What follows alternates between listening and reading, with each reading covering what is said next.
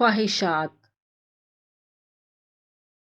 حد سے زیادہ خواہشات انسان کو اندھا کر دیتی ہیں۔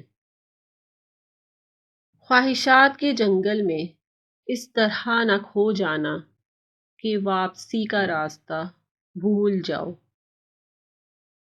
وہ شخص حقیقت میں مالدار ہے جو اپنی ضرورت اور خواہشات کو کم کر لے۔ صحیح معنوں میں آزاد وہی ہے جو خواہشوں کا غلام نہیں۔ ایسی خواہشات کی تمنا کرو جو پوری ہو سکیں۔